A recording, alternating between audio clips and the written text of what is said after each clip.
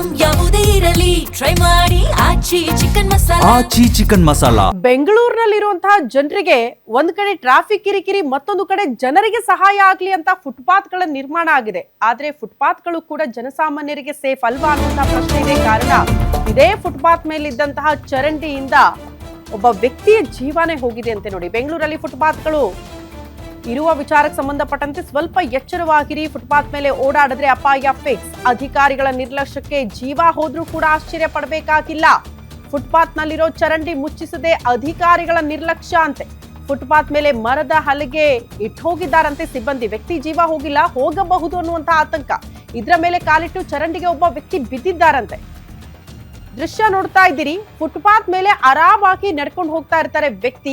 ಆ ಸಂದರ್ಭಕ್ಕೆ ಮರದ ಹಲಿಗೆ ಇಟ್ಟಿರ್ತಾರಲ್ಲ, ಗೊತ್ತಾಗಲ್ಲ ನೋಡಿ. ಅಲ್ಲಿ ಪಾಪ ವ್ಯಕ್ತಿ ಅದ್ರ ಮೇಲೆ ಕಾಲಿಡ್ತಾರೆ, ಗೊತ್ತಾಗದೆ, ಬಟ್ ಒಳಗಡೆ ಬೀಳ್ತಾರೆ. ಅವ್ರ ಪರಿಸ್ಥಿತಿ ಹೇಗೋ ಇನ್ನಷ್ಟೇ ಅದ್ರ ಬಗ್ಗೆ ಮಾಹಿತಿ ಸಿಗಬೇಕು. ಕೆಳಗಡೆ ಬಿದ್ದಿರೋ ದೃಶ್ಯ ನೋಡ್ತಾ ಇದ್ದೀರಿ.